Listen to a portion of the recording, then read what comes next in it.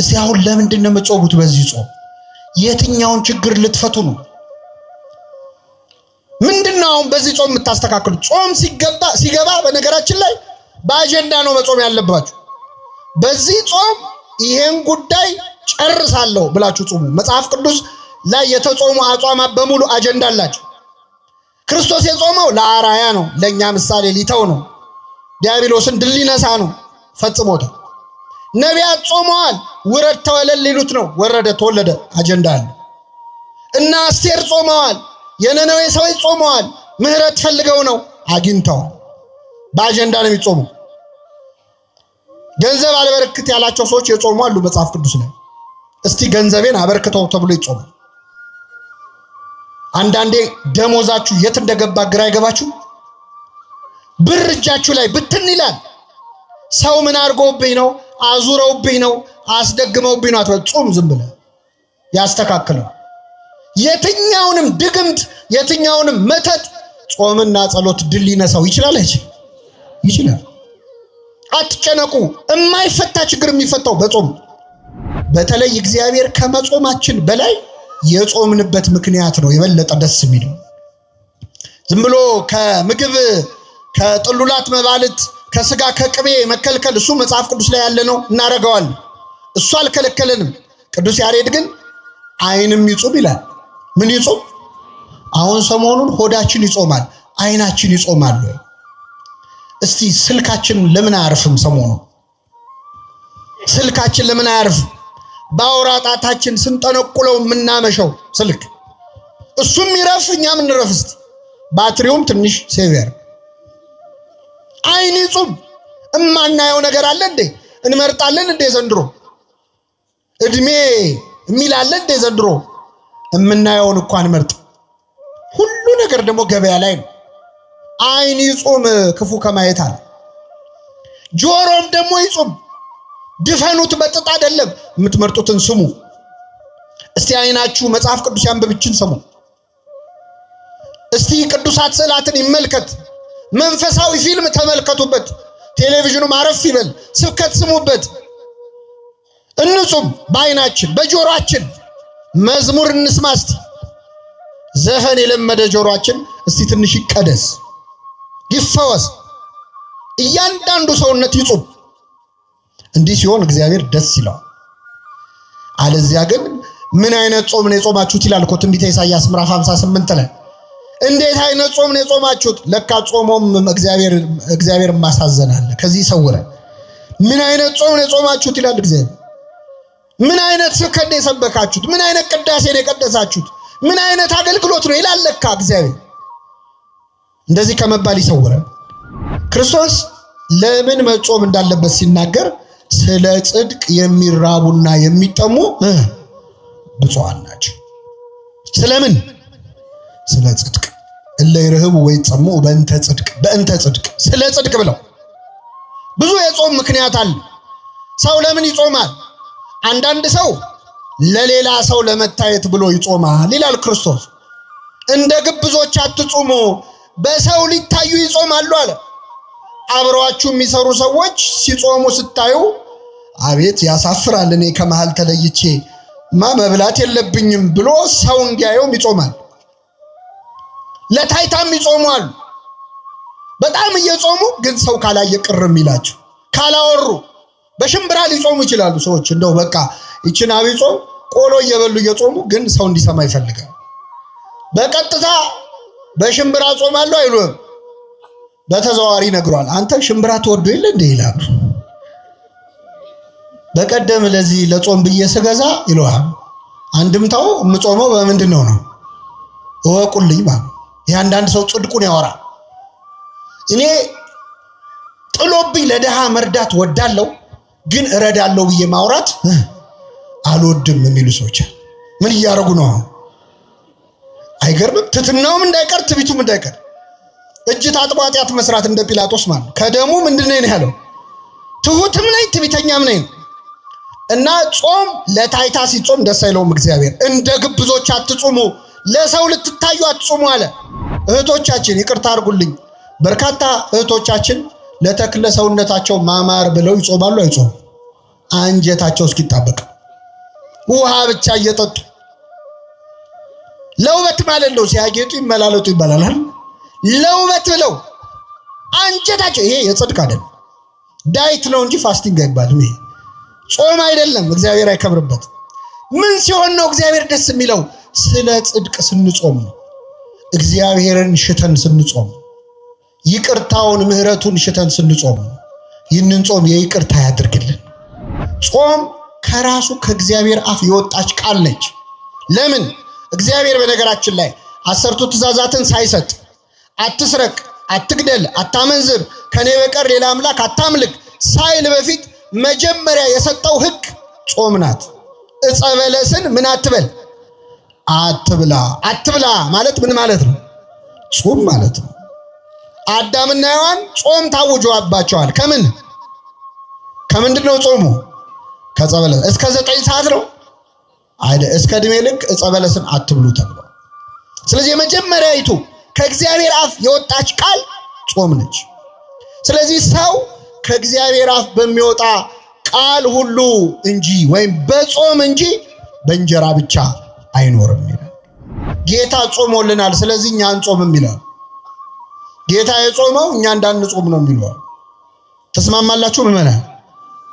ጌታ ጾሞልናል የሚሉ ሰዎች ምን ጠይቃቸው ምንድነው? ጌታ ምድር ላይ ያለ ምግብ በልቷል አልበላም? አልበላም። ውሃ አስጠጥቷል አልጠጣም? እንቅልፍስ ተኝቷል አልተኛም?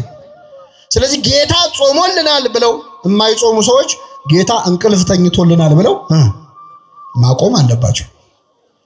እንቅልፍ ለምን ይተኛሉ? ጌታ ተኝቶልናል። ምግብ ለምን ይበላሉ? ጌታ ምን ብሎልናል? በልቶል። እንዴ መርጦ ነው እንዴ? ከመሃል ጾሟን ብቻ ነው እንዴ ጾሞልናል የሚባለው? ብዙ ነገር አድርጎልናል እኮ። አራያ ሊሆነን ምሳሌ ሊሆነን። ክርስቶስ በነገራችን ላይ ጾም ያስፈልጋል አያስፈልግም የሚለውን ጥያቄ አልመለሰውም፣ ዘለለው። ምን እንዳለ ታውቃላችሁ? ማቴዎስ ወንጌል ምዕራፍ 6 ላይ ጾም ያስፈልጋል ወይስ አያስፈልግም የሚለው ጥያቄ ዘለለውና ስትጾሙ አለ። ምን ስትሉ? ያው መጾማችሁም የታወቀ ነው። ክርስቲያን ከሆናችሁማ ምን ትላላችሁ? ስለዚህ ስትጾሙ እንደ ግብዞች አትኑ አለ። መጾም ጥያቄ ውስጥ አይገባም። ራሱ ጾም ያስፈልጋል አያስፈልግም የሰይጣን ጥያቄ ነው። ክርስቶስ ዘለለውና ስትጾሙ ብሎ አፈጻጸሙ ላይ ነው ማብራሪያ የሰጠው እንጂ መጾምማ የማይቀር። የኛ ቤተክርስቲያን መንፈሳዊት ክርስቶሳዊት ቤተክርስቲያን ስለሆነች ሰበብ እየፈለገች ነው የምትጾም። ሰበብ እየፈለገች አሁን ጌታ ጾመ ብላ ታጾመናለች። ትንሽ አረፍ ታረገና ደግሞ ሐዋርያት ጾመዋል ብላ ታጾመናለች። ትንሽ አረፍ አርጋ ደግሞ ፍልሰታ ታጾመናለች። ልክ እንዴት ነው ወላጆች ታውቃላችሁ ምግብ ሲያጎርሱ እቺን ጉረስና የመጨረሻ በቃ ከዚህ በኋላ አትጎርስም የሚሉት ነገር አለ። ቤተክርስቲያን ጾምን እንደ ምግብ ነው የምትሰጠን። አንዴ ተፈታ አንዴ ተያዘ እያለች እያረሳሳች ማለት። እቺ አጭር ነች። በቃ 3 ቀን ነው አይዞ ነነዌ ነው እቺን ብቻ ቀመስና ከዚህ በኋላ አትጾምም ትላለች። ወይ 3 ቀን ነው ብለህ ትጾማለህ። 9 ቀን 10 ቀን ካረፍክ በኋላ ደግሞ አብይ ጾም ብላ ትመጣባለች። የመጨረሻ እያለች ማለት። የዚች ቤተክርስቲያን ልጆች ስላረገን ስሙ የተመሰገነ ነው። ለመብላት አይደለም ሰበብ የምትፈልገው ለመጾም ነው ቤተክርስቲያን። ጾም የዋዛ ነገር እንዳይመስላችሁ። ጾምን ማሪሳቅ ምን ይላታል? እማ ለጸሎት የጸሎት እናት ናት ጾም። የማይጸልይ ሰው ጸሎት የሚጀምረው ሰሞኑን ነው። ቤተክርስቲያን የማይሄዱ ሰዎች ብዙ ጊዜ ቤተክርስቲያን የሚሄዱት መቼ ነው? በጾም ወቅት ነው። እማ ለጸሎት የጸሎት እናት ነች ጾም። ወእህታ ለአርምሞ ለዝምታ ደግሞ እህት ነች። ሌላ ቀን አፉ የማይዘጋ ሰው እኮ በጾም ወቅት ዝም ይላል። ሲርበው ጸጥ ይላል። አንደበት ይዘጋል ጾም። ወእህታ ለአርምሞ ወነቃ ለአንብ የእንባ ምንጭ ነች ጾም። ሌላ ቀን ስትዘምር የማይመጣ እንባ፣ ሌላ ቀን ስትጸልይ የማይመጣ እንባ ሰሞኑን ልውጣ እያለ ያስቸግራል። እንባ ታፈልቃለች ጾም። ወጥንተ ኩሉ ገድል ሰናይት የመልካም ስራ ሁሉ ምንጭ ነች፣ መጀመሪያ ነች። የኃጢአት ፍትወትን ደግሞ ጸጥ ታረጋለች። ወታጸምም ኩሎ ፍትወታ ተዘስጋ የስጋን ምኞት ሁሉ ጸጥ ታረጋለች ጾም።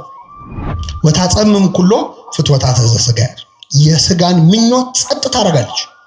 አሁን ሰሞኑን ሰይጣን መድረሻ አጥቷል። በነገራችን ላይ ጨንቆታል። በአብይ ጾም እኔ ቫኬሽን የሚወጣ ይመስለኛል። ግምት ነው ደግሞ እንዲያለ እንዳትሉ። ለምን ከሚጾም ሰው አፍ እሳት ይተፋል። ሰይጣን አሁን ይሄን ሰሞን ጨንቆታል። ሌላ ቀን የማይጾመው ሰው ራሱ ይጾምበታል። ሌላ ቀን የማይጸልየው ሰው አባታችን ሆይ ይላል። ጨንቆታል ሰይጣን። አብይ ጾም መድረሻ ነው የሚያጣ። ችግሩ ሲፈታ አብረን እንፈታለን። ችግሩ እሱ ነው። እግዚአብሔር ሲፈታ አብሮ ከመፈታት ይሰውራል። ግን እቺን ሰሞን መድረሻ ያጣል። ኃይል የምናገኝበት ወቅት ነው ጾም፣ አብይ ጾም። እስኪ በሉ የእግዚአብሔር ልጅ ከሆንክ እነዚህን ድንጋዮች ምን አድርግ?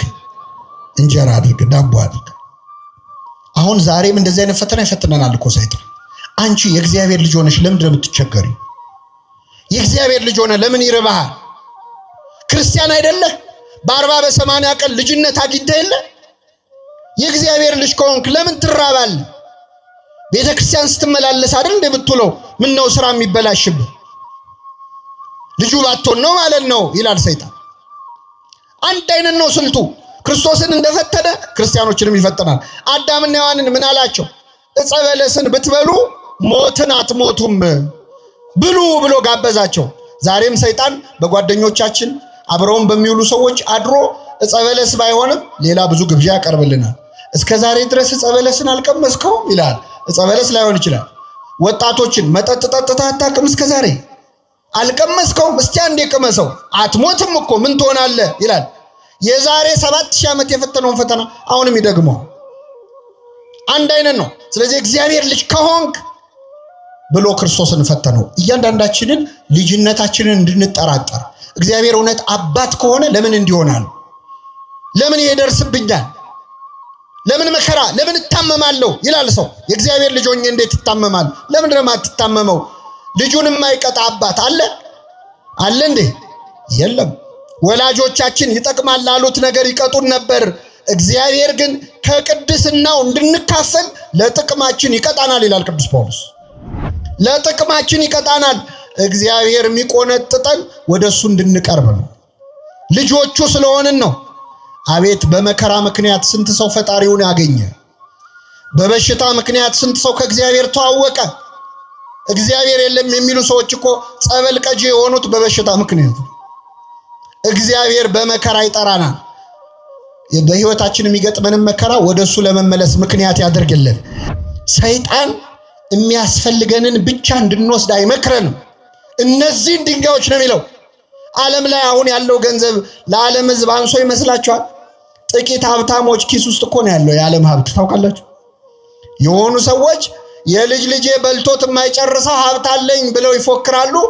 የሆነ ሀገር ግን በጣም ብዙ ሕዝብ በረሃብ ያልቃል። ምን እንደው ባለ ሀብቶቹ ላይ የደፈደፍ እንዳይመስላችሁ። እዚህ ያለነው ሰዎች በአቅማችን እኮ እኛ ቤታችን ጠግበን የምንደፋው ምግብ ራቱ ሊሆን የነበረ ሰው እኮ አለ የለም? አንተ ማትለብሳቸው ቁም ሳጥኑ ውስጥ የሰቀልካቸው ልብሶች የወንድም ልብሶች ነበሩ። እሱን ይለብሰው ነው ይገባ የነበረው። አንተ ጠግበህ የምትደፋው ምግብ አልጣፈጠኝም ብለህ ከፍለህበት የምትመልሰው ምግብ ለሆነ ሰው ራቱ ይሆን ነበር። እነዚህን ድንጋዮች ዳቦ አድርግ ማለት ዓለም ስግብግብ እንድትሆን ነው ሰይጣን የሚያስተምረው።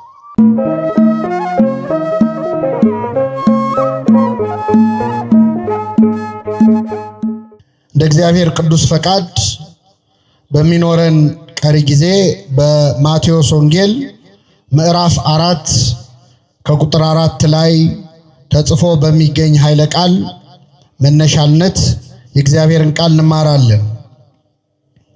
ከዚያ ወዲያ ኢየሱስ ከዲያብሎስ ይፈተን ዘንድ መንፈስ ወደ ምድረ በዳ ወሰደው። 40 ቀንና 40 ሌሊትም ከጾመ በኋላ ተራበ። ፈታኝም ቀርቦ የእግዚአብሔር ልጅ ከሆንክ እነዚህ ድንጋዮች እንጀራ እንዲሆኑ በል አለው። እርሱም መልሶ ሰው ከእግዚአብሔር አፍ በሚወጣ ቃል ሁሉ እንጂ በእንጀራ ብቻ አይኖርም ተብሎ ተጽፏል አለው። ስለ ቃሉ የአምላካችን ስም የተመሰገነ ይሁን። እስቲ ከኔ ጋር በሉ፣ ሰው ከእግዚአብሔር አፍ በሚወጣ ቃል ሁሉ እንጂ በእንጀራ ብቻ አይኖርም። ይህንን ቃል መነሻ ርዕስ አድርገን በቀሪው አጭር የትምህርት ሰዓት እንማራለን። ለአባቶቻችን ለነቢያት፣ ለአባቶቻችን ለሐዋርያት፣ ለአባቶቻችን ለሐዋርያውያን አበው፣ ለሊቃውንት በጉባኤያቸው ተገኝቶ ምስጢሩን ጥበቡን ገልጦ ያስተማረ አምላካችን እኛንም በቸርነቱ እንዲያስተምረን፣ እንዲመክረን፣ እንዲገስጸን የእርሱ ቅዱስ ፈቃድ ይሁንልን። ኢየሱስ ከዲያብሎስ ይፈተን ዘንድ መንፈስ ወደ ምድረ በዳ ወሰደው ይላል። ምን ወደ ምድረ በዳ ወሰደው? መንፈስ። መድኃኒታችን ኢየሱስ ክርስቶስ በዮርዳኖስ ወንዝ በዮሐንስ እጅ በትሕትና ወርዶ ከተጠመቀ በኋላ መንፈስ ቅዱስ ወይም ፈቃዱ መንፈሱ ወደ ምድረ በዳ አነሳሳው ይላል። እንግዲህ ጻድቃንን ወደ ገዳም የሚያነሳሳ፣ ሰማዕታትን ወደ ደም የሚያነሳሳ፣ ክርስቲያኖችን ወደ በጎ ምግባር የሚያነሳሳ የማን መንፈስ ነው? የእግዚአብሔር መንፈስ ነው። መንፈስ ቅዱስ ነው። ልክ እንደዚያ ክርስቶስን መንፈስ ቅዱስ አነሳሳው ለማለት አይደለም። ምክንያቱም አብ፣ ወልድ፣ መንፈስ ቅዱስ ስንት ናቸው? አንድ ናቸው። ስለዚህ የራሱ መንፈስ ነው መንፈስ ቅዱስ።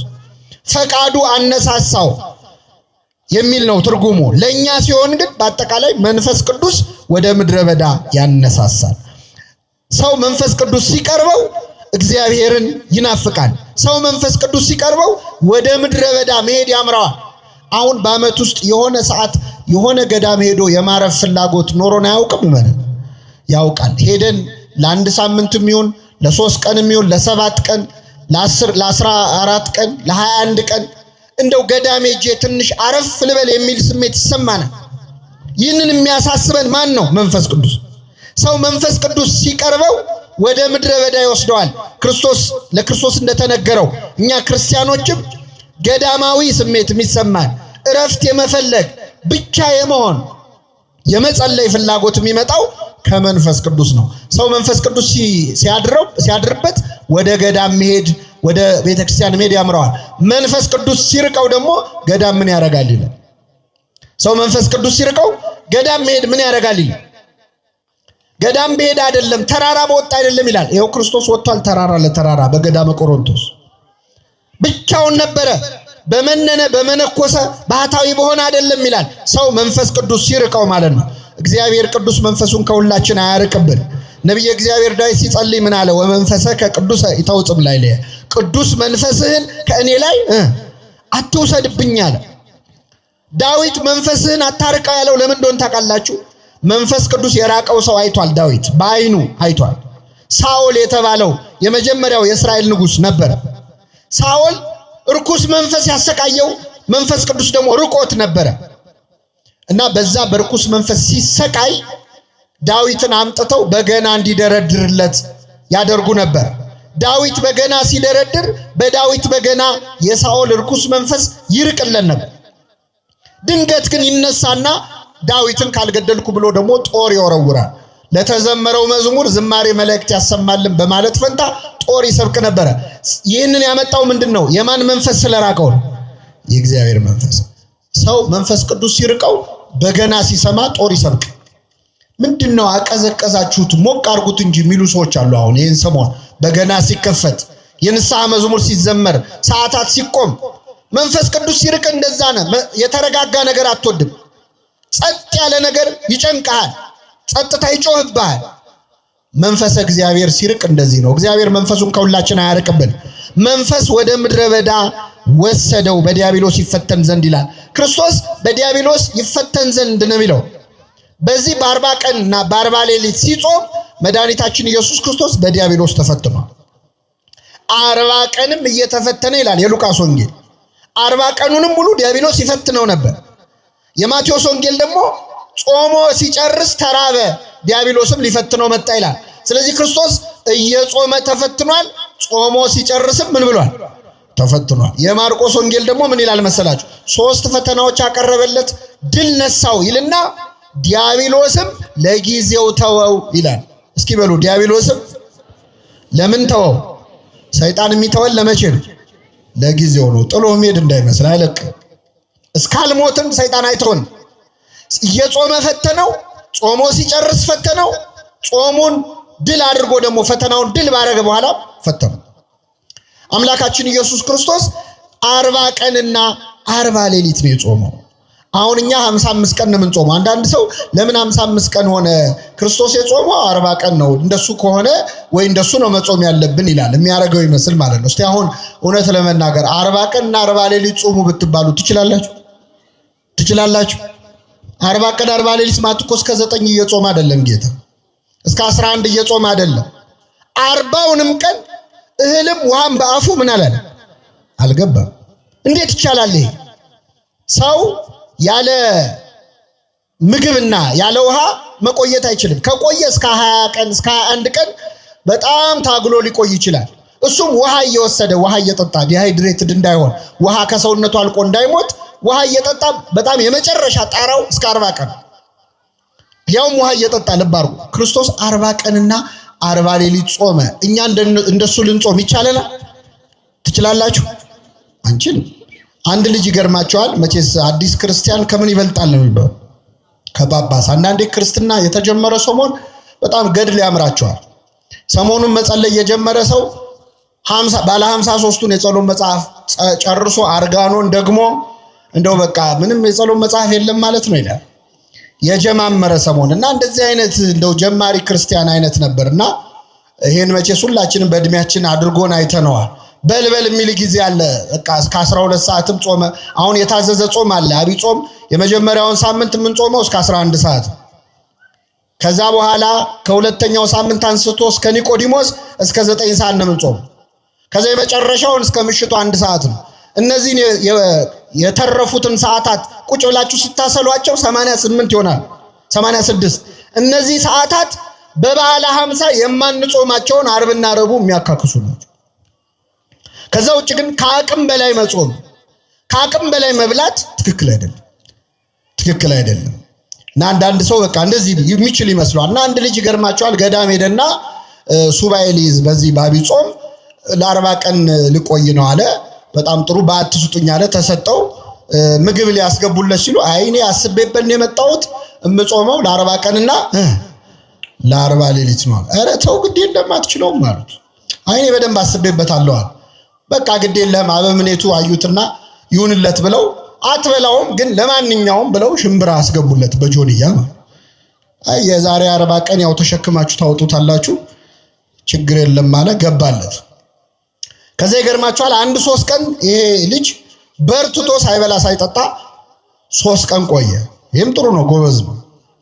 ከ3 ቀን በኋላ በጣም ራበው፣ አልቻለም፣ እንደምንም ዋለ። ከዛ ማታ ላይ ከበደውና እግዚአብሔር ስንት አምላክ ነው መልሱልኝ። እንደው አንድ አምላክ መሆኑን ለማጠየቅ አንድ ሽምብራ በበላ ችግር አለው? አንድ አምላክ መሆኑን ብሎ አንዲት ሽምብራ ነሳና ቀመሰ። ሲያስበው እግዚአብሔር አንድ ብቻ ነው፣ አንድም። ስለዚህ በስላሴ ስም አለ። በስላሴ ስም ስንት ሽምብራ ማለት? ወንጌላውያን ስንት ናቸው? 4 ወንጌላውያንም ማሰብ አለብኝ አለ። እንደ ዝክር ነው 4 በላ። 5ቱ አዕማደ ምስጢር አለ። ከዛ 7ቱ ሊቃነ መላእክት አለ። ደግሞ ትንሽ ስትበላ ይብስብሃል አይደል? ባሰበት ጀመረ። ሐዋርያት ስንት ናቸው? ይሄን ለማስታወስ ብሎ 12 ሽምብራ ቆጥሮ በላ። አልበቃውም። ካህናተ ሰማይ አለ። ካህናተ ሰማይ ስንት ናቸው? 24ቱ ካህናተ ሰማይ አለ። አልበቃውም። 36ቱ ቅዱሳት አንስት አለ። በቃ መብላት ጀመረ ማለት ነው በደንብ አረ 99ኙ ነገደ መላእክት። መጨረሻ ሲያቅተው ምን አለ? በእልፍ አላፋት መላእክት አለ። ምን አጨናነቀው አይደለ? ምን ልላችሁ ነው? ማር ይስሐቅ የተባለ መጽሐፍ እስመነይነ በጊዜ ጽጋብ ይመስለነ እንዘንክ ጸዊመ ይላል። በጠገብን ጊዜ በሉ እስኪ መጾም የምንችል ይመስለናል። አሁን ዛሬ እራቱን ጥርቅ አድርጎ የበላ ሰው ነገ እስከ ስንት ሰዓት ነው የምትጾመው ብትሉት ወይ ነገ አልበላም ይላል። ስትጠግብ የሚርባ አይመስልም። ይሄ በነገራችን ላይ በምግብ ብቻ አይደለም፣ ሹመትም ስልጣንም ያልተሾመ ሰው የተሾመን ሰው ሲያይ አቤት እኔ በዛ ቦታ በሆን ኖሮ ስንት ነገር አስተካክል ነበር ይላል። ገንዘብ የሌለው ሰው ድሃ የሆነ ሰው ገንዘብ ያለውን ሰው ሲያይ አቤት እግዚአብሔር እንደው ገንዘብ ለማይሆን ሰው ነው የሚሰጠው፣ ለኔ ቢሰጠኝ ስንት ችግር ፈታበት ነበር፣ ስንት ድሃ ረዳ ነበር ይላል። በተራብክ ጊዜ መጾም የምትችል ይመስልሃል የተባለው ይሄ በሽ ያልተሾመ አቤት አሁን የኢትዮጵያ እግር ኳስ እውነት ለመናገር እንደ ተመልካቹ ቢሆን ኖሮ ከዓለም አንደኛ መሆን አልነበረብንም? እንደ ተመልካቹ ቢሆን ኖሮ እንደ አስተያየት እንደምንሰጠው ቢሆን ኖሮ ግን ኋላ ቀርተን ይመስለናል። እዛ ቦታ ላይ ከበሮ በሰዎች ሲያዩት ያምራል፣ ሲይዙት ምን ይላል? ያደናግር። ስለዚህ 40 ቀን 40 ሌሊት መጾም ከባድ ነው። ክርስቶስ 40 ቀን 40 ሌሊት ነው የጾመው። ከሱ ቀድሞ የጾሙ አሉ ወይ? አዎ አሉ። ማ? ሙሴና ኤልያስ። ሙሴ 40 ቀን 40 ሌሊት ጾሟል። ክርስቶስስ አምላክነት አለው። ፍጹም ሰው ፍጹም አምላክ ሆኖ ነው። ሙሴ እንዴት ችሎ ጾመ? ኤልያስስ እንዴት ችሎ ጾመ ካላችሁ በጣም ይገርማል። ሙሴ 40 ቀን 40 ሌሊት የጾመው እግዚአብሔር ከእርሱ ጋር ስለነበር ነው። ከእርሱ ጋር ማን ስለነበር? እግዚአብሔር። 40 ቀን 40 ሌሊት ቁጭ ብሎ እንዳይመስላችሁ በሰባቱ መንጦላይት በሰባቱ የእሳት መጋረጃዎች መሃል እያለፈ በሞትና በሕይወት መካከል ሆኖ ፍጹም ከእግዚአብሔር ጋር ተሳስሮ ነበር። የቴዎሎጂ ሰዎች ፈንዳሜንታል አታችመንት ቢሉታል ወይ ስቲሪዮሲስ ቢባል ሰው ከእግዚአብሔር ጋር ፍጹም ተመስጦ ውስጥ ሲሆን ምግብ አይታወሰው። ስጋው የሙት ያህል ትሆናለች፣ ነፍሱ ብቻ ነው አክቲቭ የምትሆን። ስለዚህ ሙሴ አይታወቀውም ነበር። በሰባቱ የብርሃን መጋረጃዎች ውስጥ እያለፈ እግዚአብሔርን ያነጋግር ነበረ። 40 ቀን ሙሉ ቆየ። ሲመለስ ፊቱ እንደ ፀሐይ ያበራ ነበር። በረከቱን ያሳድርብን። ኤልያስ ደግሞ 40 ቀን 40 ሌሊት ጾመ። ኤልያስ እስካላችሁ ጥርግ አርጎ በልቶ ነው። ኤልያስ ደግሞ ጥርግ አርጎ በልቶ አንደኛ ነገሥት ምዕራፍ 17 ላይ ኤልያስ ከዛፍ ስር ቁጭ ብሎ ተክዞ እያለ የእግዚአብሔር ተገለጠለት። ሊቀ መላእክት ፋኑኤል ነው የተገለጠለት ይላሉ ሊቃውንት ሲተረጉሙ። እመቤታችንን የመገበው መልአክ ማለት ነው። ፋኑኤል ተገለጠለትና ከእንቅልፉ ቀሰቀሰው። ሲቀሰቀሰው ነቃ። ሲነቃ ከፊቱ ገበታ አለ፣ የሚጠጣ ወይን አለ። የምትሄድበት መንገድ ሩቅ ነውና ተነስተህ ብላ አለው ይላል። እሺ አለ። ጥቂት በላ፣ ጥቂት ተጎነጨ። መልሶ እንቅልፍ አሸነፈው፣ ተኛ። መልአኩ ቀሰቀሰው። የምትሄድበት መንገድ ሩቅ ነውና ተነስተህ ብላ አለው። በዚያ ምግብ ኃይል እስከ እግዚአብሔር ተራራ ድረስ 40 ቀንና 40 ሌሊት ተጓዘ ይላል። ስለዚህ ኤልያስ 40 ቀን 40 ሌሊት የጾመው ምን ብሎ ነው? በልቶ በደንብ ሰማያዊ ምግብ ሰማያዊ መጠጥ ማለት ለሰው አይቻልም። መድኃኒታችን ኢየሱስ ክርስቶስ 40 ቀን 40 ሌሊት ጾመ። ከጾመ በኋላ ተራበ ይላል። ባይራብ ኖሮ ለካ አምላክ ብቻ ነው ሰው አይደለም ብለው ትስብእቱን ወይም ሰው መሆኑን ሰዎች እንዳይክዱ ልክ 40 ቀን ሲሞላው በሙሴ በኤልያስ ለከት ማለት ነው አምላካችን ተራበ። እንደ ተራበ ዲያብሎስ ሊፈትነው ቀረበ። ዲያብሎስ ሊፈትነው ፈታኝም ቀርቦ ይላል የእግዚአብሔር ልጅ ከሆንክ እስኪ በሉ የእግዚአብሔር ልጅ ከሆንክ እነዚህ ድንጋዮች እንጀራ እንዲሆኑ በል። የማን ልጅ ከሆንክ? ይኸውላችሁ ጌታችን ሲጠመቅ ማቴዎስ ወንጌል ምዕራፍ 3 ላይ ከዚህ አንድ ምዕራፍ ወደ ኋላ ስትሄዱ በዮርዳኖስ ወንዝ ላይ ሲጠመቅ እግዚአብሔር በደመና ሆኖ ተናግሮ ነበር። የምወደው ልጄ ይህ ነው ብሏል። ሰይጣን እችን ሰምቷል። ስለዚህ ክርስቶስ አምላክ መሆኑን ገና አላወቀም። መስቀል ላይ ነው የሚያውቀው። ሰይጣን በትክክል አምላክነቱን አያውቅም። ግን የእግዚአብሔር ልጅ የምትል ሲሰማ የሰው ልጅ ሰው ነው፣ የእንስሳም ልጅ እንስሳ ነው፣ የእግዚአብሔር ልጅ እግዚአብሔር ነው። የባህሪ ልጅ ሊሆን ይችላል ወይስ የጸጋ ልጅ ነው እንደ እስራኤላዊነቱ ብሎ ግራ ገባው። ስለዚህ የእግዚአብሔር ልጅ ከሆንክ ካለ በጥርጣሬ የእግዚአብሔር ልጅ ከሆንክ እነዚህን ድንጋዮች ዳቦ እንዲሆኑ በል አለ። በነገራችን ላይ ሰይጣን ንቀት ነው መሰለኝ ሲፈትነን ዛሬም ድረስ ብዙ ስልት አይቀይርም። ይገርማችኋል። እስኪ በሉ የእግዚአብሔር ልጅ ከሆንክ እነዚህን ድንጋዮች ምን አድርግ? እንጀራ አድርግ፣ ዳቦ አድርግ። አሁን ዛሬም እንደዚህ አይነት ፈተና ይፈትነናል እኮ ሰይጣን። አንቺ የእግዚአብሔር ልጅ ሆነሽ ለምን እንደምትቸገሪ? የእግዚአብሔር ልጅ ሆነ ለምን ይርባሃል? ክርስቲያን አይደለህ? በ40 በ80 ቀን ልጅነት አግኝተህ የለ? የእግዚአብሔር ልጅ ከሆንክ ለምን ትራባለህ? ቤተክርስቲያን ስትመላለስ አይደል እንደምትውለው? ምን ነው ስራ የሚበላሽብህ?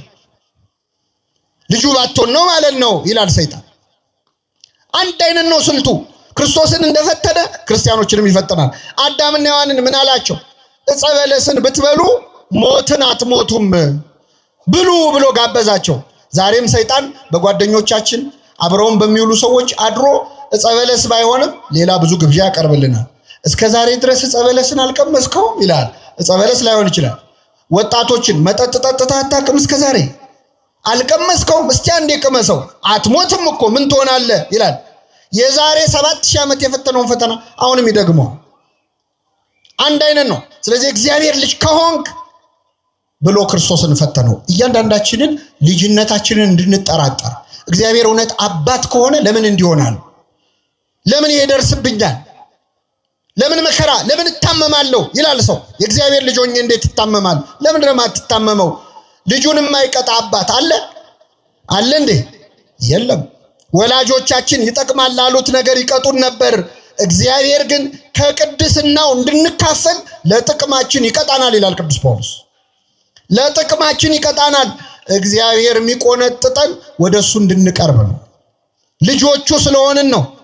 አቤት በመከራ ምክንያት ስንት ሰው ፈጣሪውን ያገኘ። በበሽታ ምክንያት ስንት ሰው ከእግዚአብሔር ተዋወቀ። እግዚአብሔር የለም የሚሉ ሰዎች እኮ ጸበል ቀጂ የሆኑት በበሽታ ምክንያት። እግዚአብሔር በመከራ ይጠራናል። በህይወታችን የሚገጥመንን መከራ ወደሱ ለመመለስ ምክንያት ያደርግልን። ስለዚህ የእግዚአብሔር ልጅ ከሆንክ እነዚህን ድንጋዮች ዳቦ አድርገ ብላል። በጣም የሚገርም ቃል ልንገራችሁ። ከኔ ጋር በሉ። እነዚህን ድንጋዮች፣ እነዚህን ምኖች? አንድ ድንጋይ አይደለም ያለው ለክርስቶስ። ዳቦ አድርገ ብላ ያለው አንድ ድንጋይ አይደለም። የትኞቹን ድንጋዮች? እነዚህን። ምን አለ እንደው አንድ ድንጋይ ቢለው ይሄንን ከበሮ የዛ ጋር ያለውን ድንጋይ ዳቦ አድርገ ብላ አይደለም ያለው። እነዚህን ድንጋዮች ነው ያለው። ክርስቶስ ባለበት ቦታ ላይ ስንት ድንጋይ አለ? ስንት ድንጋይ አለ? ብዙ። አረ መካከለኛው ምስራቅ አገሩ ራሱ ድንጋይ አይደል? አገሩን ዳቦ አድርገ ብላ ከማለት አይተናነስም። ሰይጣን ምን እያለ እንደሆነ ታውቃላችሁ? ስግብግብነት እያስተማረ ነው። ሰይጣን የሚያስፈልገንን ብቻ እንድንወስድ አይመክረንም። እነዚህን ድንጋዮች ነው የሚለው። ዓለም ላይ አሁን ያለው ገንዘብ ለዓለም ሕዝብ አንሶ ይመስላችኋል? ጥቂት ሀብታሞች ኪስ ውስጥ እኮ ነው ያለው የዓለም ሀብት። ታውቃላችሁ? የሆኑ ሰዎች የልጅ ልጄ በልቶት የማይጨርሰው ሀብት አለኝ ብለው ይፎክራሉ። የሆነ ሀገር ግን በጣም ብዙ ሕዝብ በረሃብ ያልቃል።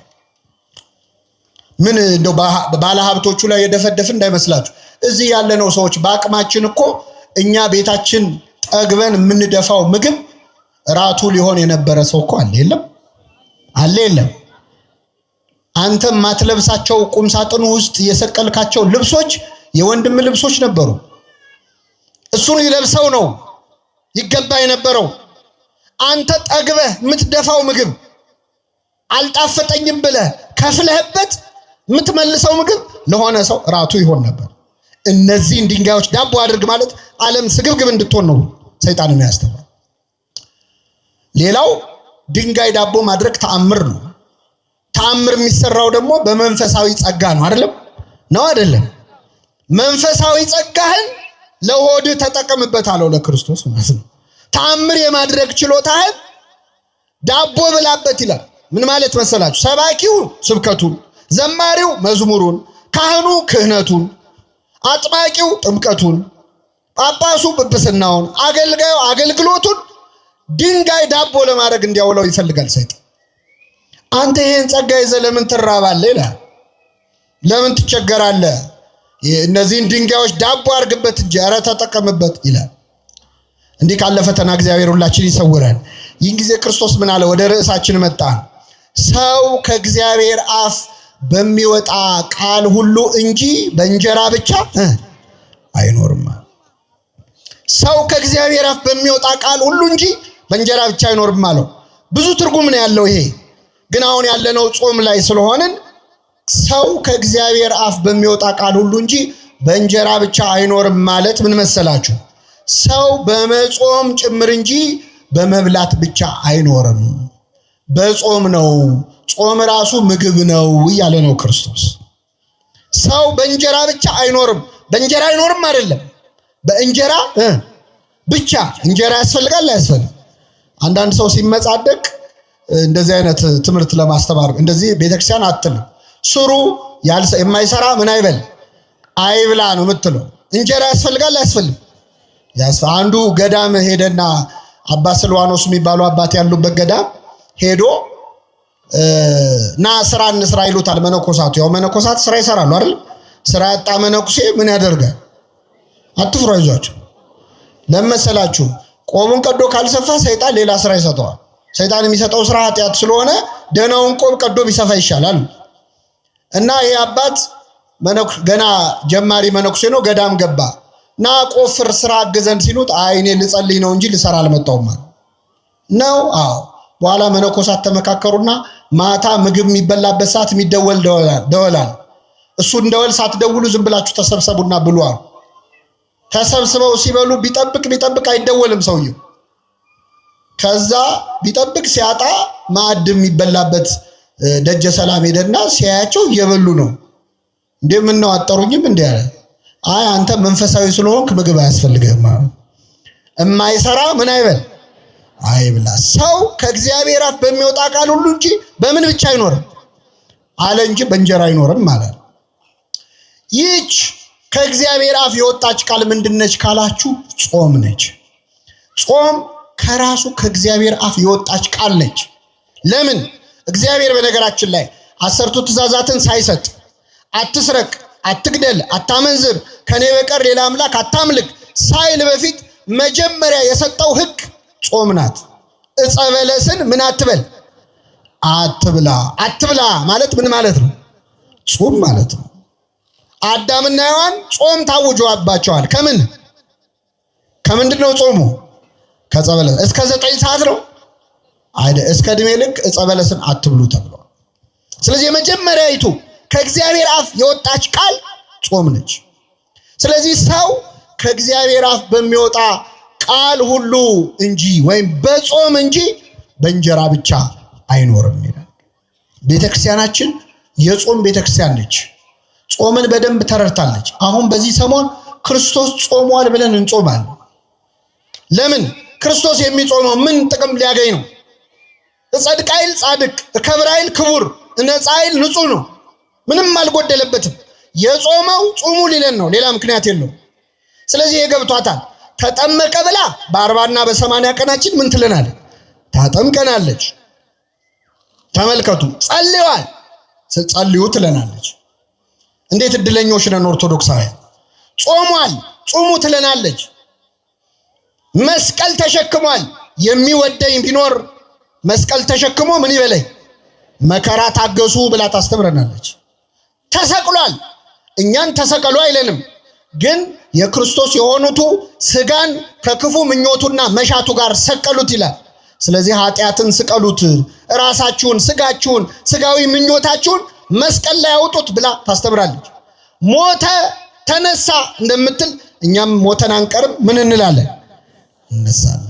በእግርም በግብርም ነው ቤተክርስቲያናችን ክርስቶስን የምትከተለው። ለፋሲካ ብቻ አይደለም የምናመልከው፣ እኛ ሲሰቀልም እናመልከዋለን።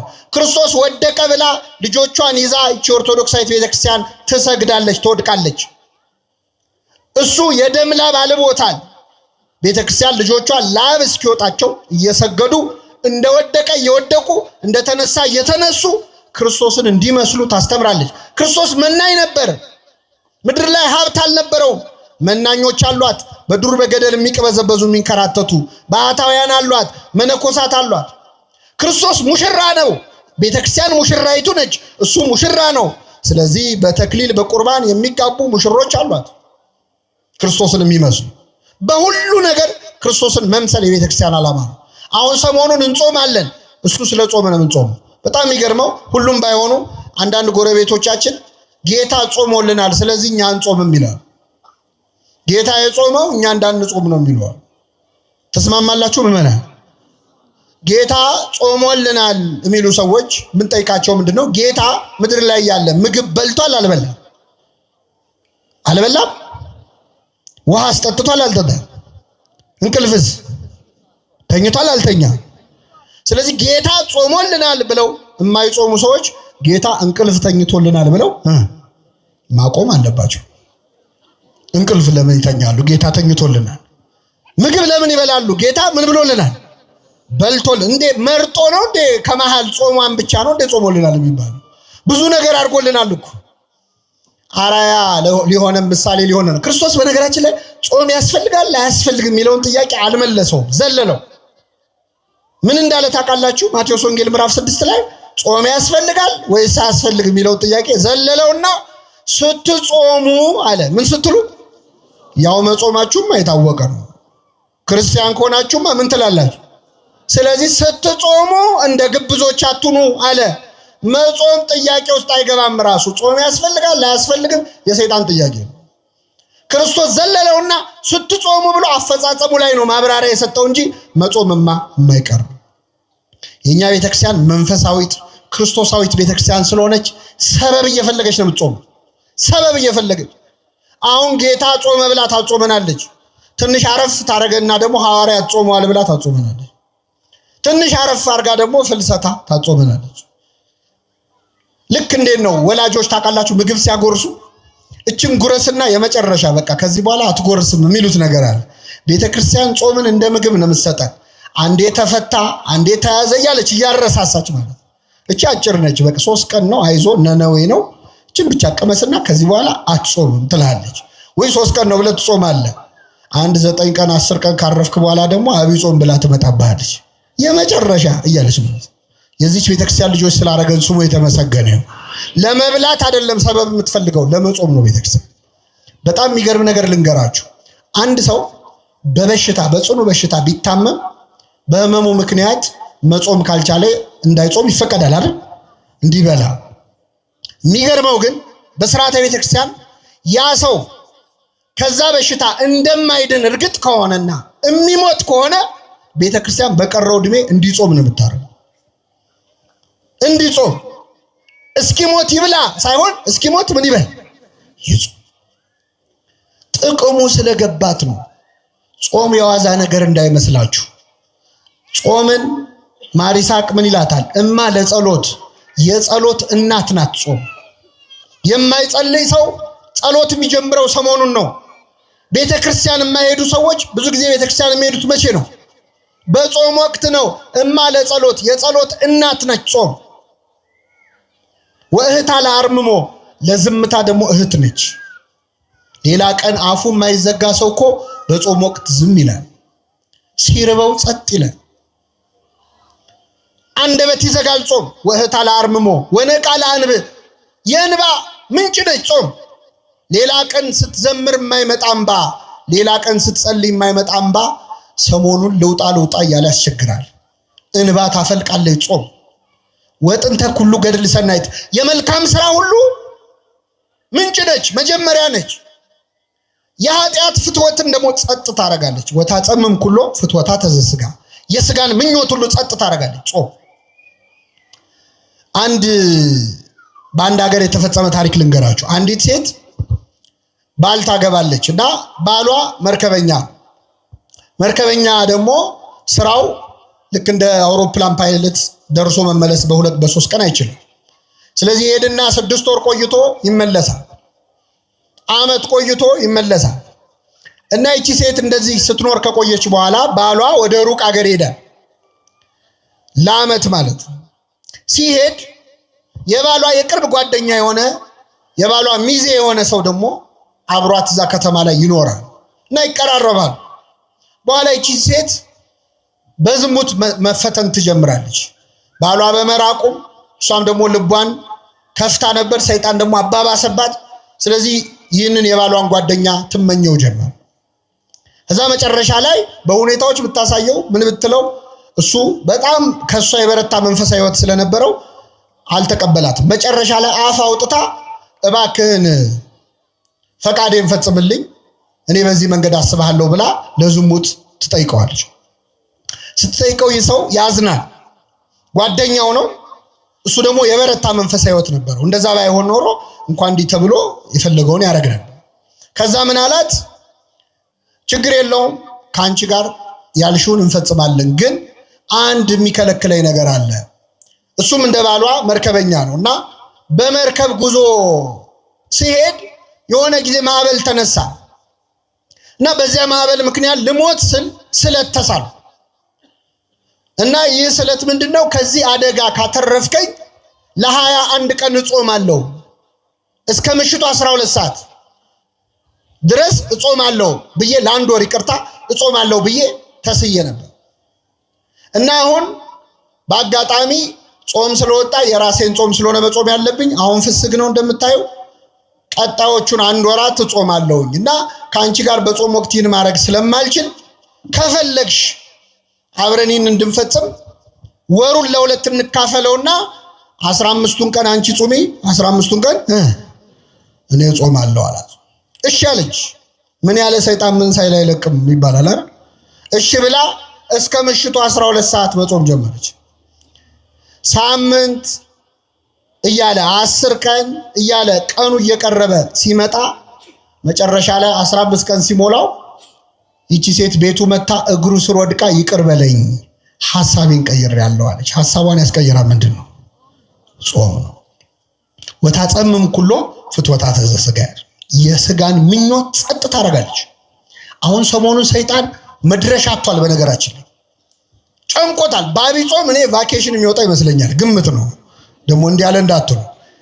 ለምን ከሚጾም ሰው አፍ እሳት ይተፋል። ሰይጣን አሁን ይሄን ሰሞን ጨንቆታል። ሌላ ቀን የማይጾመው ሰው ራሱ ይጾምበታል። ሌላ ቀን የማይጸልየው ሰው አባታችን ሆይ ይላል። ጨንቆታል ሰይጣን። አብይ ጾም መድረሻ ነው የሚያጣ። ችግሩ ሲፈታ አብረን እንፈታለን። ችግሩ እሱ ነው። እግዚአብሔር ሲፈታ አብሮ ከመፈታት ይሰውራል። ግን እቺን ሰሞን መድረሻ ያጣል። ኃይል የምናገኝበት ወቅት ነው ጾም፣ አብይ ጾም። በተለይ ደግሞ ለምክንያት ከጾማችሁ በተለይ እግዚአብሔር ከመጾማችን በላይ የጾምንበት ምክንያት ነው የበለጠ ደስ የሚለው። ዝም ብሎ ከምግብ ከጥሉላት መባልት ከስጋ ከቅቤ መከልከል እሱ መጽሐፍ ቅዱስ ላይ ያለ ነው፣ እናረጋዋለን። እሱ አልከለከለንም። ቅዱስ ያሬድ ግን ዓይንም ይጾም ይላል። ምን ይጾም? አሁን ሰሞኑን ሆዳችን ይጾማል፣ ዓይናችን ይጾማል ወይ? እስቲ ስልካችን ለምን አያርፍም? ሰሞኑን ስልካችን ለምን አያርፍም? ባውራ ጣታችን ስንጠነቁለው የምናመሸው ስልክ እሱም ይረፍ፣ እኛም እንረፍ። እስቲ ባትሪውም ትንሽ ሴቨር። ዓይን ይጾም። እማናየው ነገር አለ እንዴ? እንመርጣለን እንዴ ዘንድሮ? እድሜ የሚል አለ እንዴ ዘንድሮ? የምናየውን እንኳን መርጥ። ሁሉ ነገር ደግሞ ገበያ ላይ ነው። ዓይን ይጾም ክፉ ከማየት አለ። ጆሮም ደግሞ ይጾም። ድፈኑት በጥጥ አይደለም፣ የምትመርጡትን ስሙ። እስቲ ዓይናችሁ መጽሐፍ ቅዱስ ያንብብችን ስሙ። እስቲ ቅዱሳት ስዕላትን ይመልከት። መንፈሳዊ ፊልም ተመልከቱበት። ቴሌቪዥኑ ማረፍ ይበል። ስብከት ስሙበት። እንጹም በዓይናችን በጆሮአችን። መዝሙር እንስማ እስቲ። ዘፈን የለመደ ጆሮአችን እስቲ ትንሽ ይቀደስ፣ ይፈወስ። እያንዳንዱ ሰውነት ይጹም። እንዲህ ሲሆን እግዚአብሔር ደስ ይለዋል። አለዚያ ግን ምን አይነት ጾም ነው የጾማችሁት ይላል እኮ ትንቢተ ኢሳይያስ ምዕራፍ 58 ላይ። እንዴት አይነት ጾም ነው የጾማችሁት? ለካ ጾሞም እግዚአብሔር ማሳዘናል። ከዚህ ይሰውረን። ምን አይነት ጾም ነው የጾማችሁት ይላል እግዚአብሔር። ምን አይነት ስብከት ነው የሰበካችሁት? ምን አይነት ቅዳሴ ነው የቀደሳችሁት? ምን አይነት አገልግሎት ነው ይላል ለካ እግዚአብሔር። እንደዚህ ከመባል ይሰውረን። ለምንድን ነው መጾም ያለብን? ይህንን ነግሬያችሁ አበቃለሁ። ክርስቶስ ለምን መጾም እንዳለበት ሲናገር ስለ ጽድቅ የሚራቡና የሚጠሙ ብፁዓን ናቸው። ስለምን? ስለ ጽድቅ። እለ ይርህቡ ወይጸሙ በእንተ ጽድቅ፣ በእንተ ጽድቅ፣ ስለ ጽድቅ ብለው። ብዙ የጾም ምክንያት አለ። ሰው ለምን ይጾማል? አንዳንድ ሰው ለሌላ ሰው ለመታየት ብሎ ይጾማል ይላል ክርስቶስ። እንደ ግብዞች አትጹሙ፣ በሰው ሊታዩ ይጾማሉ አለ። አብረዋችሁ የሚሰሩ ሰዎች ሲጾሙ ስታዩ አቤት ያሳፍራል፣ እኔ ከመሃል ተለይቼ መብላት የለብኝም ብሎ ሰው እንዲያየውም ይጾማል። ለታይታም ይጾማሉ። በጣም እየጾሙ ግን ሰው ካላየ ቅርም ይላቸው። ካላወሩ በሽምብራ ሊጾሙ ይችላሉ ሰዎች። እንደው በቃ ይችን አብይ ጾም ቆሎ እየበሉ እየጾሙ ግን ሰው እንዲሰማ ይፈልጋል። በቀጥታ በሽምብራ ጾማለሁ አይሉም። በተዘዋዋሪ ነግሯል። አንተ ሽምብራ ተወዶ የለ እንደ ይላሉ። በቀደም ለዚህ ለጾም ብዬ ስገዛ ይሏል። አንድምታው የምጾመው በምንድነው ነው እወቁልኝ ማለት። ያንዳንድ ሰው ጽድቁን ያወራ። እኔ ጥሎብኝ ለደሃ መርዳት ወዳለው ግን እረዳለው ብዬ ማውራት አልወድም የሚሉ ሰዎች ምን እያደረጉ ነው? አይገርምም? ትትናውም እንዳይቀር ትቢቱም እንዳይቀር እጅ ታጥቦ ኃጢአት መስራት እንደ ጲላጦስ ማለት ከደሙ ምንድነው ያለው? ትሁትም ነኝ ትቢተኛም ነኝ። እና ጾም ለታይታ ሲጾም ደስ አይለውም እግዚአብሔር። እንደ ግብዞች አትጾሙ፣ ለሰው ልትታዩ አትጾሙ አለ እግዚአብሔር። እንዲያች ይሄ አዋጅ ጾም ነው። አሁን አብይ ጾም ሰው እንዳያየኝ ብላ እያልኩ አይደለም እኮ እውነት ነው ብሎ ሄዶም ይበላል። አሁን ይሄን ይዞ አይደለም። ይሄ አዋጅ ነው። ጾም ካልጾም እኮ እሱ አይደለም። ግን ሐሳብ የምታደርግበት ምክንያት ለታይታ ከሆነ እግዚአብሔር ያዝናል። አንዳንዱ ቢጾምበት ምክንያት ለቁጠባ የሚጾማል። አሁን አንዳንድ ሰው አብይ ጾም ሲግመጣ በቃ የቁርስ ወጪን ዘጋው ይላል። ምሳም የለም። እንዲህ አይነቱን ሰው በምሳው የከበረ ይሉታል አባቶቻችን። በምኑ የከበረ? በቃ አብይ ጾም መጣ ወጪ ቀነስኩ አይደለም። የምትበላውን ለደሃ ስትሰጥ ነው ጾም የሚሆን። እንደዛ ሲሆን ነው ደስ የሚለው እግዚአብሔር። እህቶቻችን ይቅርታ አድርጉልኝ፣ በርካታ እህቶቻችን ለተክለ ሰውነታቸው ማማር ብለው ይጾማሉ። አይጾም አንጀታቸው እስኪጣበቅ ውሃ ብቻ እየጠጡ ለውበት ማለት ነው። ሲያጌጡ ይመላለጡ ይባላል። ለውበት ብለው አንጀታቸው። ይሄ የጽድቅ አይደለም፣ ዳይት ነው እንጂ ፋስቲንግ አይባልም። ይሄ ጾም አይደለም፣ እግዚአብሔር አይከብርበት። ምን ሲሆን ነው እግዚአብሔር ደስ የሚለው? ስለ ጽድቅ ስንጾም ነው። እግዚአብሔርን ሽተን ስንጾም፣ ይቅርታውን ምህረቱን ሽተን ስንጾም ነው። ይህንን ጾም የይቅርታ ያድርግልን። እስቲ አሁን ለምንድን ነው የምትጾሙት? በዚህ ጾም የትኛውን ችግር ልትፈቱ ነው? ምንድነው አሁን በዚህ ጾም የምታስተካክሉት? ጾም ሲገባ በነገራችን ላይ በአጀንዳ ነው መጾም ያለባችሁ። በዚህ ጾም ይሄን ጉዳይ ጨርሳለሁ ብላችሁ ጾሙ። መጽሐፍ ቅዱስ ላይ የተጾሙ አጽዋማት በሙሉ አጀንዳ አላቸው። ክርስቶስ የጾመው ለአራያ ነው፣ ለኛ ምሳሌ ሊተው ነው፣ ዲያብሎስን ድል ሊነሳ ነው፣ ፈጽሞታል። ነቢያት ጾመዋል፣ ውረድ ተወለድ ሊሉት ነው፣ ወረደ ተወለደ፣ አጀንዳ አለ። እና አስቴር ጾመዋል፣ የነነዌ ሰዎች ጾመዋል፣ ምህረት ፈልገው ነው፣ አግኝተዋል። በአጀንዳ ነው የሚጾሙ። ገንዘብ አልበረክት ያላቸው ሰዎች የጾሙ አሉ መጽሐፍ ቅዱስ ላይ። እስቲ ገንዘቤን አበርክተው ተብሎ ይጾማል። አንዳንዴ ደሞዛችሁ የት እንደገባ ግራ ይገባችሁ።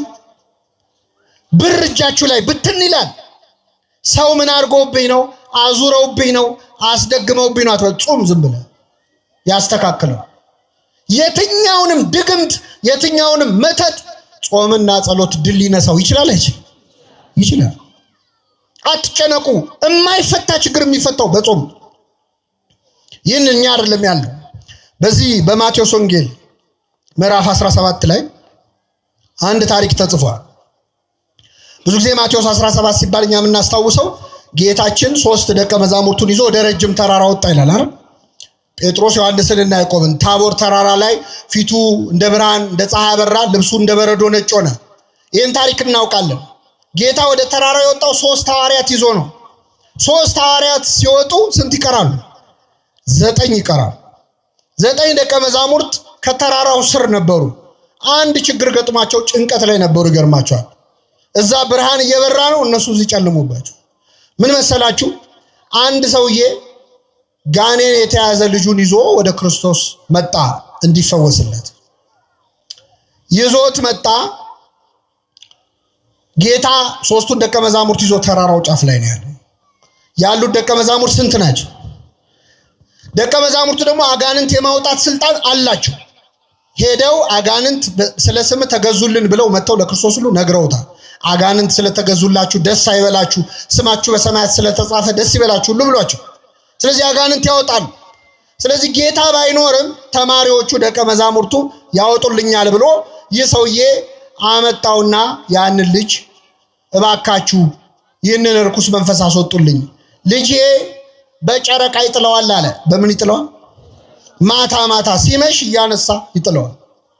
አንዴ ወደ እሳት አንዴ ወደ ውሃ እያነሳ ያፈርጠዋል። አብሮት ያደገ ጋኔል ነው አለ።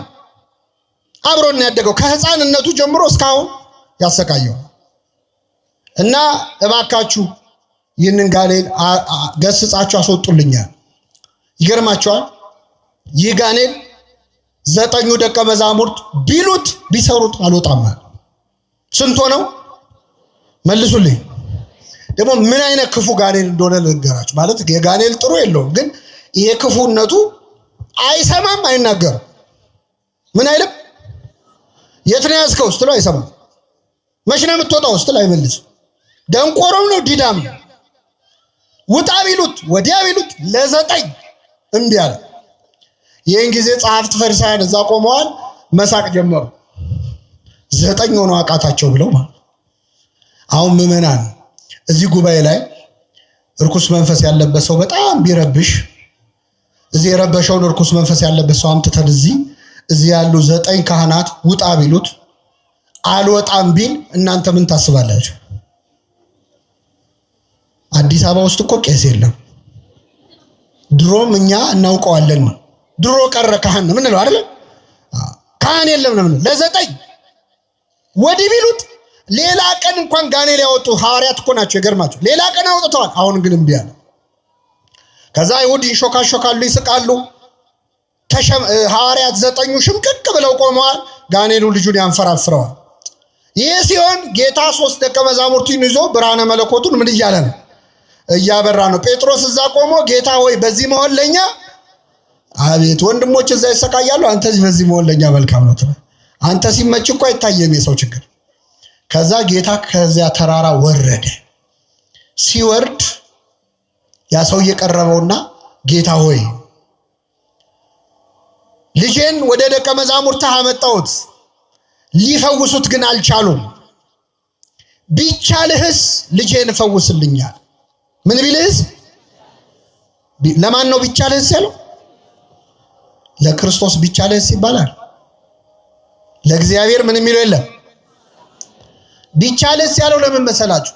ደቀ መዛሙርቱ ካቃታቸው ያው መምህራቸውም የነሱ ቢጤ ነው ብሎ። አሁን እኮ እግዚአብሔርን ያስናቅረው እኛ አገልጋዮቹ ነው። እኛ ስላልቻለን የማይችል እንዳይመስላችሁ። እኛን ያቃተን እሱ ሁሉን ማድረግ ይችላል።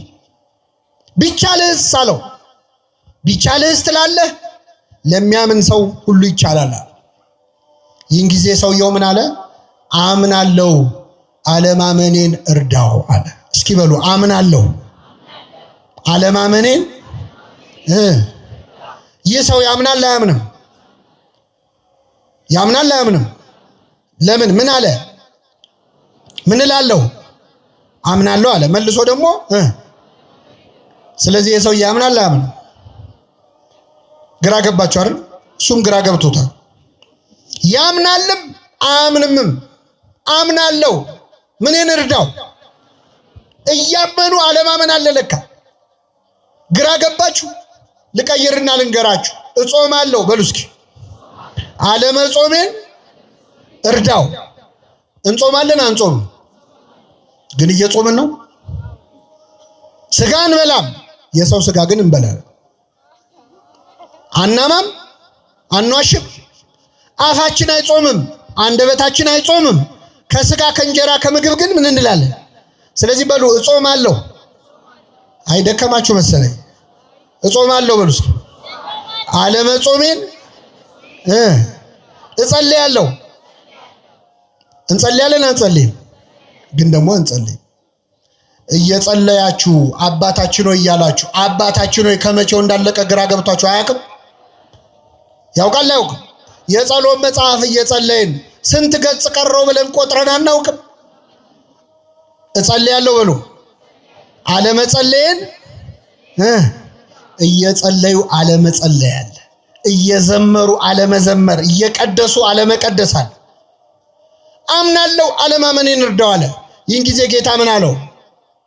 የማታምን ትውልድ ሆይ እስከ መቼ ከእናንተ ጋር እኖራለሁ አለ። አመጣው፣ ውጣ አለው። ጋኔኑ ወዲያውኑ ወጣ። ህዝቡ ሁሉ ወደ ቤቱ ሄደ። 9 ደቀ መዛሙርት ቅድም ለ9 እምቢ አላቸው አላልኳችሁ? 9 ወደ ጌታ መጡ። ጌታ ሆይ እኛ ልናወጣው ያልቻልነው ለምንድን ነው አሉት። ለምን አቃተን? 9 ሆነን ለምን አቃተን ሲሉት ስለ እምነታችሁ ማነስ ነው። ነገር ግን አለ ይህ አይነቱ ጋኔን ያለ ጾምና ያለ ጸሎት አይወጣም። ዝንቱ ዘመድ ይወጥ ዘእንበለ በጾም ወበጸሎት። ይህ አይነቱ የጋኔን ወገን እንግዲህ አጋንንት ሁሉ እኩል አይደሉም። ከዋነኞቹ አለቆች የወደቁ አሉ፣ ሳጥናኤልን የመሰሉ ደግሞ ከታች የወደቀ ተራ መልአክ አለ። እንዲህ አይነቱ ወገን እንዲህ አይነቱ ነገድ ያለ ጾም እና ያለ ጸሎት አይወጣም ማለት ከኔ ጋር ናችሁ ምእመናን?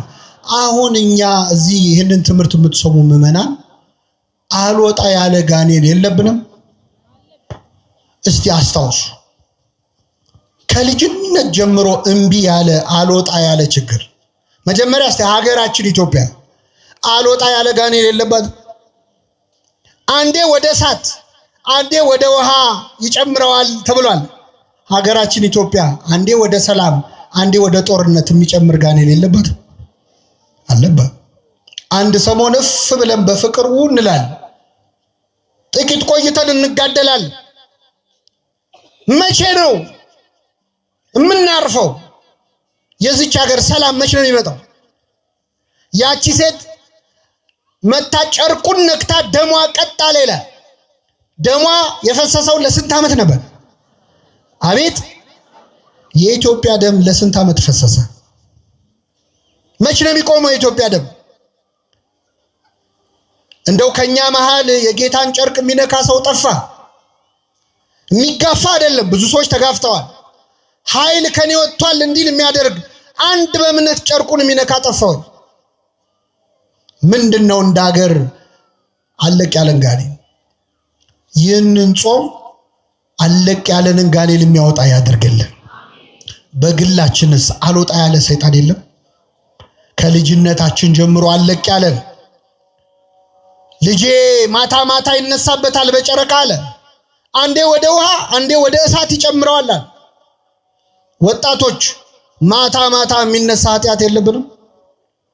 ማታ የሚጀምር ስካር፣ ማታ የሚጀምር ኃጢአት ዝሙት የለም? አንዴ ወደ ውሃ አንዴ ወደ እሳት ይጨምረዋል። አንዴ ወደ መዝሙር አንዴ ወደ ዘፈን የሚጨምረን የለም? አንዴ መስቀለኛ አጣፍተን ታቦት እናጅባለን፣ ማታውኑ በጨረቃ ይጥለናል እሳት ውስጥ ኃጢአት ውስጥ። አስቸገርነው እኮ ለእግዚአብሔር። ለብ አልንበት፣ ወይ አልካድን ወይ አላመንን። በራድ ወይም ትኩስ ብትሆን መልካም ነበር፣ እንዲያው ለብ ስላልክ ከአፌ ልተፋህ ነዋል። እግዚአብሔር እኮ አፉ ላይ ዞን ተጨነቀ። እንዳይተፋን ፈጥሮናል። እንዳይወጣን ለብ ያልነ ክርስትናችን ለብ ያለ ነው። ወይ አልካድንም ወይ አላመንም። በጨረቃ የሚጥለን ነገር የለም ወይ? አልወጣ ያለ አመል ምንድነው? ማታ ማታ የሚነሳብን ምንድነው? እንዳትደክሙ ይህ አይነቱ ጋኔል ያለ ጾምና ያለ ጸሎት አይወጣም። አሁን ያለንበትን ጾም ሁላችንም መጾም ያለብን የሆነ ችግር ለመፍታት ነው። አምላካችን ይህንን ታላቅ ጾም ኃይለ አጋንንትን ድል የምንነሳበት ከኛ ሊርቅ ያልቻለው ዝተን አለቀን ያለ ሱስ፣ አለቀን ያለ ኃጢአት፣ አለቀን ያለ ልማድ የምንላቀቅበት ጾም ያድርግልን። የሰማነውን በልቡናችን ያሳድርብን።